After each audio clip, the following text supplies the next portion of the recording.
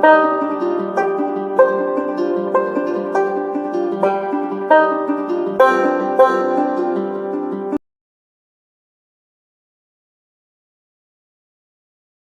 मर्यादा पाळायची आहे, त्याच्यामुळे मी कृष्णा दिवटे सरांचे आणि आपण उपस्थित सर्व रसिक श्रोत्यांचे मनापासून आभार मानते.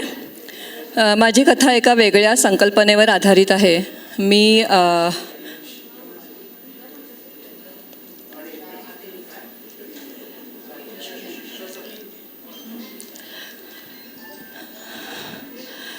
पंचवीस वर्ष एका कंपनीमध्ये मॅनेजर म्हणून काम केल्यानंतर मी गेल्या 11 वर्षांपासून सगळ्या वेगवेगळ्या इंडस्ट्रीजमध्ये ट्रेनिंग द्यायला जाते. जपानी संकल्पनांचं ट्रेनिंग द्यायला जाते. तर त्यावेळच्या पहिल्या म्हणजे नवीन सुरुवात झाली होती तेव्हाच्या एका सत्यकथेवर आधारित आणि एका गृहिणीचं एक ट्रान्सफॉर्मेशन करणारी हलकी फुलकी आणि एक सकारात्मक कथा आहे. कथेचं शीर्षक आहे माझं घर माझं जग. आशिष आणि फाल्गुनी एक सुखी जोडपं. आशिष एका कंपनीत मॅनेजर ह्युमन रिसोर्स म्हणून आपलं काम अतिशय चोखपणे बजावण्यासाठी ओळखला जात होता. त्यामुळे सतत सगळ्या डिपार्टमेंटच्या तक्रारींचे सूर ऐकताना देखील त्याचा चेहरा नेहमी हसतमुख असे. फाल्गुनी पण सगळ्या बाजू समर्थपणे सांभाळणारी, शिकली सवरली असूनही गृहिणीपद सांभाळत होती. मानल नावाची 12 वर्षांची गोड मुलगी हे त्यांच्या संसारातलं गोमटं फळ. सगळं काही जबाबदारीनं सांभाळत असताना कधीकधी छोट्या छोट्या कारणांनी काही कुरबुरी होत असत, पण ते तेवढ्यापुरतंच. तिघांचाही दिनक्रम ठरलेला होता. आशिषची काही वेळा ऑफिसच्या कामापायी धावपळ होत असे. कामाच्या रगाड्यात तो वस्तू कुठेतरी ठेवे आणि मग हवी तेव्हा शोधण्यात वेळ जाई. ऑफिसमध्ये पण त्यापायी कधीकधी लेटमार्क लागे. मानल तिच्या बालसुलभ स्वभावानुसार घरभर पसारा करे आणि सारे काही आवरून जागी लावताना फाल्गुनीची दमछाक होई. कधीकधी वैतागाने तिची चिडचिड पण होत असे. अगं माझा चष्मा बघ ना जरा, जेवणाच्या टेबलवर विसरलं वाटतं. अगं आज काही पेपर्स मी ऑफिसच्या टेबलच्या खणातच विसरलो. फाल्गुनी माझ्या मोबाईलवर रिंग मार्ग जरा, मगाशी लॅपटॉपच्या शेजारीच ठेवला होता बहुतेक, पण आत्ता काही सापडत नाही आहे. आई माझं युनिफॉर्म कुठे आहे आणि माझी गणिताची नोटबुक दिसत नाही आहे खणामध्ये. माझा खाऊचा डबा कुठेतरी विसरले आई मी. असे संवाद नेहमीचेच झाले होते. अशाच गलथानपणामुळे एकदा घरासंबंधीची कागदपत्रे गहाळ झाली आणि ती परत मिळवताना मानसिक आणि शारीरिक त्रासांव्यतिरिक्त पैशाचं नुकसान झालं ते वेगळंच. अनेकदा घरात वस्तू जागच्या जागी ठेवणं, वेळेवर काम करणं यात शिस्त राहावी म्हणून प्रयत्न करूनही गोंधळ होतच असे. मग फाल्गुनीचा जीव अगदी मेटाकुटीला येई. मानल मोठी झाल्याने तिला आपल्या आवडत्या छंदांसाठी काही वेळ काढावा असं वाटे. तिला गाण्यांची खूप आवड, समाजसेवा करण्याचीही इच्छा होती, पण वेळच मिळत नसे. कधी तिला वाटे हे सगळं सोडून पळून जावं कुठेतरी थोडे दिवस. गेले काही दिवस आशिष जरा जास्तच बिझी झाला होता. ऑफिसमधून घरी आल्यावर लॅपटॉपमध्ये डोकं खुपसून बसे. डोक्यात कसले तरी खूप विचार चालत असल्याचं तिला जाणवलं. एके दिवशी तिने न राहून विचारलं, एवढा कसला विचार करतोयस तू? तुझं कशातही नीट लक्ष लागत नाही आहे. माझी काही मदत होण्यासारखी आहे का? आशिष लॅपटॉपमधून डोकं वर काढत तिला म्हणाला, कंपनीत उत्पादन करताना सगळे प्रोसेस व्यवस्थित पार पाडावे लागतात, नाहीतर उत्पादनाची गुणवत्ता योग्य राहत नाही आणि मालाची मागणी घटते, हे तुला माहीत आहे. हल्ली स्पर्धा तीव्र झाल्याने ग्राहकांच्या अपेक्षा देखील खूप वाढल्या आहेत. गुणवत्तेच्या बाबतीत ग्राहक कोणतीही उणीव चालवून घेत नाहीत. त्यासाठी सगळ्या कर्मचाऱ्यांना योग्य ते प्रशिक्षण देणं आवश्यक झालं आहे.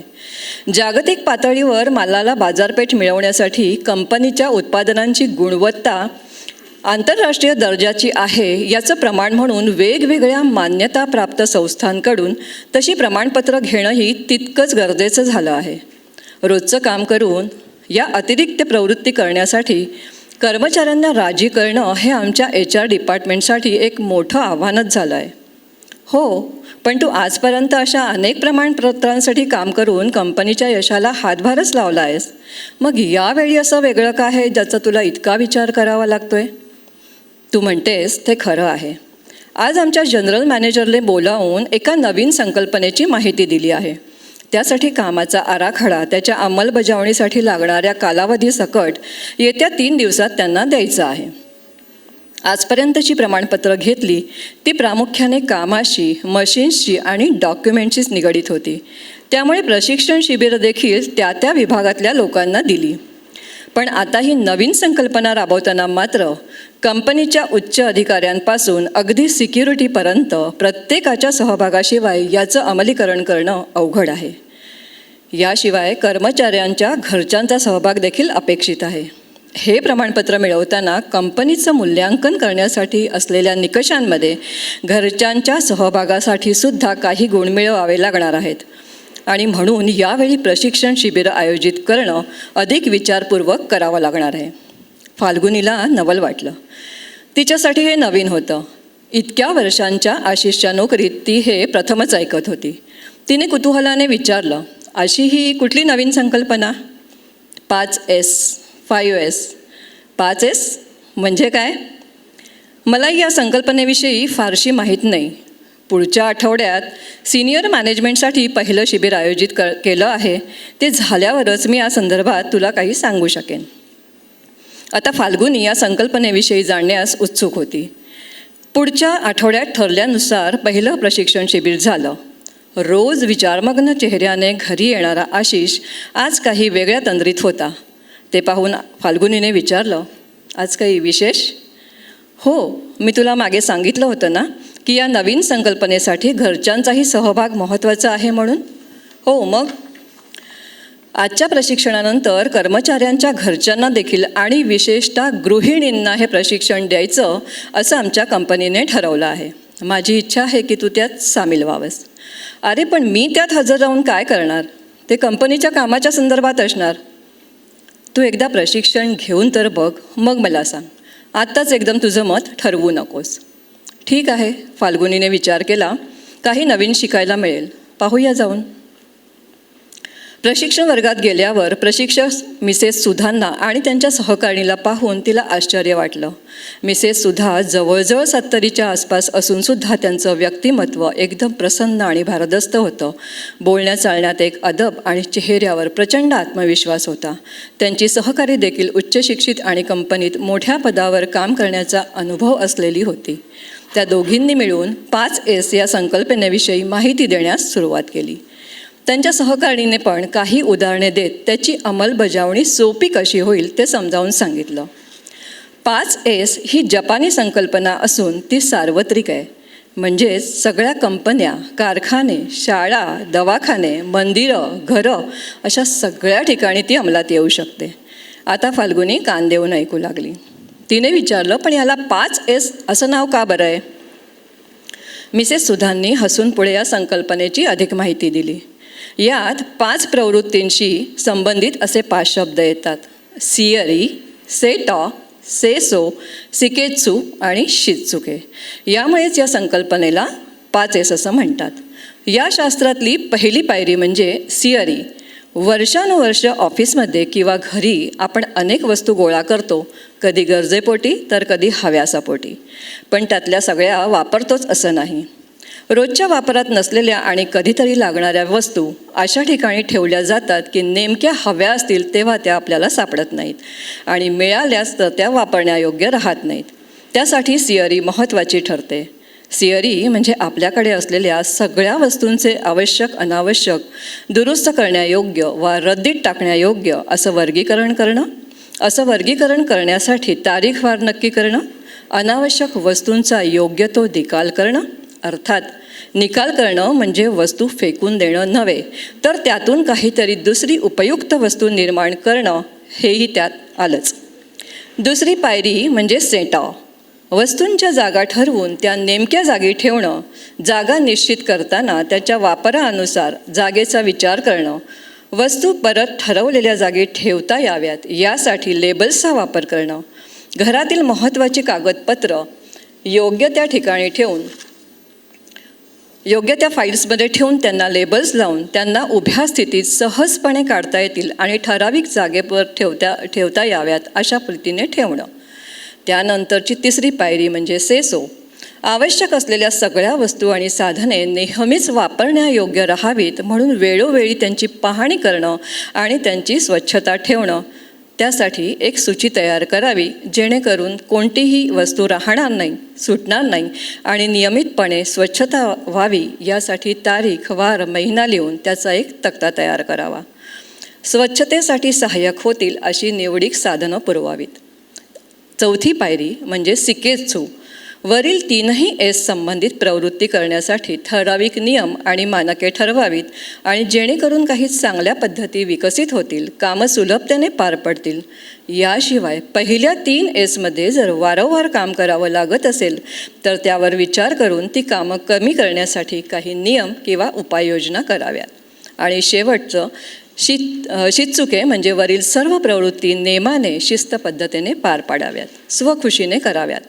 यासाठी सगळ्यात महत्त्वाचं म्हणजे ऑफिस असो की घर, प्रत्येकाने सहभाग घ्यायलाच हवा. प्रत्येक व्यक्तीने जर स्वतःपुरती वरील 5 पायऱ्यांची अंमलबजावणी नेटाने केली तर उत्तम परिणाम मिळवणं नक्कीच अवघड नाही. त्यानंतर मिसेस सुधांनी आणि त्यांच्या सहकारिणींनी त्यांच्या स्वतःच्या घरात ही संकल्पना कशी राबवली आणि त्यामुळे झालेले फायदे याचं सविस्तर विवरण केलं. कमी श्रम, पैशाची बचत, वेळेची बचत, जागेची बचत, प्रभावीपणे काम करता येणं, समाजात व्यक्तीचा मान आणि विश्वसनीयता वाढणं आणि मुख्यतः आपल्या मुलांना चांगलं वळण लागणं आणि त्यातून सुजाण नागरिक निर्माण होणं असे अनेक फायदे पाहून फाल्गुनी मनातल्या मनात जोरात ओरडली, युरेका! आशिषच्या इतस्ततः वस्तू ठेवण्याच्या स्वभावावर औषध म्हणून मानलला चांगलं वळण लावण्यासाठी आणि स्वतःची होणारी दमछाक कमी करून कंटाळा घालवण्यासाठी तिला आता एक उत्तम उपाय सापडला. आपल्या घराची संकल्पना राबवण्याचा मनाशी संकल्प करूनच ती घरी परतली आणि घरात तिचा निर्णय जाहीर केला. कंपनीला 5Sचे प्रमाणपत्र मिळावे यासाठी आशिषला आणि मानलला तिला सहकार्य करणं क्रमप्राप्तच होतं. प्रशिक्षणातून मिळालेल्या माहितीनुसार तिने जोमाने कामाला सुरुवात केली. त्या दरम्यान कंपनीने देखील त्याला प्रोत्साहन मिळावं म्हणून 5S ॲट होम अशी एक स्पर्धा जाहीर केली. यात सर्वश्रेष्ठ ठरणाऱ्या विजेत्याचा कंपनीच्या वार्षिक संमेलनात जाहीर सत्कार करून विजेत्याला त्या संकल्पनेसाठी राज्यस्तरावर होणाऱ्या स्पर्धेसाठी कंपनीच्या खर्चाने पाठवतात येईल अशी घोषणाही केली. कंपनीतील अनेक कर्मचाऱ्यांच्या कुटुंबांनी त्यात उत्साहाने सहभाग घेतला. आता तर फाल्गुनी अधिक उत्साहाने कामाला लागली. सगळ्या 5Sचा पुन्हा एकदा नीट अभ्यास करून तिने घरात शक्य तेवढी अंमलबजावणी केली. रोज लागणाऱ्या वस्तूंच्या जागा नक्की केल्या. स्वयंपाकघरातील वस्तूंवर नावांच्या चिठ्ठ्या चिकटवल्या. त्यामुळे हवी ती वस्तू घेणं सोपं आणि वेळेची बचत करणारं झालं.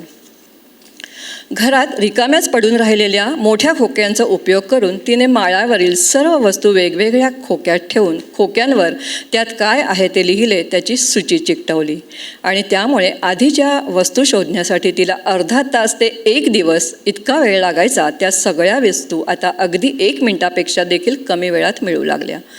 घरातल्या काही वस्तू जुन्या होऊन टाकायचा जीव होत नसल्याने त्यांचा वेगळा काय उपयोग करता येईल यावर विचार करून त्याही उपयोगात आणल्या. आपण खूप क्रिएटिव्ह आहोत हे पण तिच्या लक्षात आलं. कपड्यांच्या कपाटात देखील मानलच्या शाळेतल्या प्रवृत्तींसाठी आणलेल्या अनेक दिवसांपासून पडून राहिलेल्या रिबिनी वापरून तिने तिघांचे कप्पे व्यवस्थित वेगळे करून कपडे एका रेषेत ठेवले. अगदी सगळी कागदपत्र देखील व्यवस्थित फाईल्समध्ये ठेवून त्यावर लेबल्स चिकटवली. अगदी सहज ओळखता यावं यासाठी तिने तिघांच्या कपड्यांचे हँगर्स पण वेगवेगळ्या रंगाचे घेतले. घराच्या साफसफाईचं काम पण तिनं तिघांमध्ये वाटून दिलं. सिअरी करताना मिळालेल्या अतिरिक्त वस्तू, कपडे आसपासच्या गरजू लोकांमध्ये वाटले. हे सारं सुरुवातीला ती स्पर्धेपोटी करत असली तरी हळूहळू तिला त्याचे फायदे जाणवू लागले. सगळ्या गोष्टी जागेवर मिळत असल्याने आणि आशिष तसंच मानलनेही काही काम आपल्या अंगावर घेतल्याने तिची दमछाक आता खूपच कमी झाली. मानलने पण तिच्या खणातल्या सगळ्या वस्तूंच्या जागा नक्की करून त्यानुसार त्या ठेवल्या. पुस्तकांना, वह्यांना सुंदर वेष्टन घालून उभ्या स्थितीत ठेवल्या आणि कपाट उघडल्यावर सहजपणे दिसतील अशी लेबल्स चिकटवली. दुसऱ्या दिवशी शाळेला लागणारं युनिफॉर्म आणि पुस्तकं आदल्या रात्रीच टेबलवर काढून ठेवायची सवय केली आणि त्यामुळे शाळेत जाताना तिची पण होणारी धावपळ कमी झाली. आता सगळं घर सदैव नीटनेटकं दिसे. फाल्गुनीला आपलंच घर नव्याने अधिक सुंदर दिसू लागलं. स्वतःसाठी थोडा वेळही मिळू लागला. मनातली गाण्याची आवड पुन्हा जागी झाली आणि तिने आशिष आणि मानलच्या वेळा सांभाळत संगीत क्लासलाही जाणं सुरू केलं. स्पर्धा जाहीर झाल्यानंतर 1 महिन्याने सगळ्या स्पर्धकांच्या घरांचं मूल्यांकन करण्यात आलं. निकालाचा दिवस जवळ येऊ लागला तशी तिच्या उरातली धडधड आणि उत्सुकता दोन्ही वाढू लागली. अखेर तो दिवस उगवला, तो तिच्यासाठी आनंदाची बातमी घेऊनच. होय, या स्पर्धेत तिचा पहिला क्रमांक आला होता. कंपनीच्या प्रयत्नात सहकार्य केल्याबद्दल सर्वोच्च अधिकाऱ्यांच्या हस्ते वार्षिक कार्यक्रमात तिचा जाहीर सत्कार करून तिला बक्षीस आणि प्रशस्तीपत्र देण्यात आलं. आज तिच्या प्रयत्नांना सफलतेची पावती मिळाली होती. ती हरखून गेली. आता राज्यस्तरावरील स्पर्धेसाठी तिने आपल्या मनाची तयारी केली. मिसेस सुधा आणि त्यांच्या सहकारिणीच्या मदतीने अधिक चांगलं काय करता येईल यावर विचार केला. राज्यस्तरीय स्पर्धेला सामोरं जाण्याची तिची ही पहिलीच वेळ होती.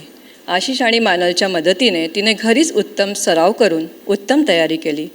ह्या तिच्या सगळ्या प्रामाणिक प्रयत्नांमुळे ती राज्यस्तरेवरील स्पर्धेत चक्क सुवर्णपदाची मानकरी ठरली.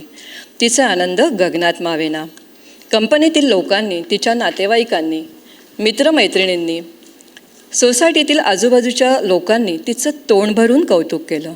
आशिष आणि मानलच्या डोळ्यात तिच्याविषयीचा आदर आणि मान पाहून तिला आपल्या सर्व श्रमांचं सार्थक झाल्याची जाणीव झाली. फाल्गुनी आता उत्साहाने 5S या संकल्पनेचा प्रचार करते. तिला स्वतःच्या छंदासाठी वेळ मिळत असल्याने स्वारी आनंदात असते. स्वखुशीने पुढाकार घेऊन तिने घराजवळ असलेल्या शाळेत मुलांना ह्याचं प्रशिक्षण देण्याची जबाबदारी स्वीकारली.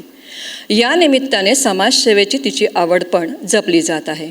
पुढच्या वेळी राष्ट्रीय स्तरावरील स्पर्धेत जाण्याची स्वप्न ती पाहत आहे. एका सामान्य गृहिणीला फक्त स्थानिकच नव्हे तर राष्ट्रीय स्तरावर सुद्धा घेऊन जाण्याची, तिची स्वप्न मोठी करण्याची, तिच्यातील अस्मिता जागी करण्याची ताकद या संकल्पनेत आहे याची तिला खात्री झाली. गृहिणींसाठी या दिशेने अधिक प्रयत्न करता यावेत असा तिने आपल्या मनाशी निश्चय केला. मानलला लहानपणापासून सवय व्हावी व सामाजिक जबाबदारीची जाणीव राहावी म्हणून मानलचा वाढदिवस अशा एखाद्या गरजू संस्थांसोबत साजरा करून त्यांच्या गरजा पूर्ण होतील अशा काही वस्तू वाटण्याचाही शिरस्ता तिने सुरू केला. एकंदरीतच तिच्या जगण्याला दिशा मिळाली. आशिषशी याविषयी बोलल्यानंतर त्यालाही आपल्या बायकोचा अभिमान वाटला आणि त्यासाठी तिला सहकार्य करण्याचंही कबूल केलं. आता कंटाळा, दमछाक हे शब्दच तिच्या शब्दकोशातून गायब झाले. 5S या संकल्पनेमुळे तिचं विश्व माझं घर पासून माझं जग असं व्यापक होत गेलं आणि संपूर्ण कुटुंबच आता अर्थपूर्ण आणि समाधानी जीवन जगत आहे.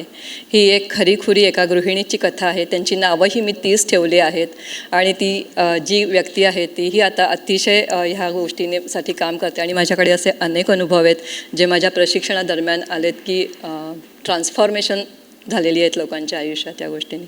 सो धन्यवाद या वेगळ्या संकल्पनेवर माझी कथा सादर करायची संधी दिली.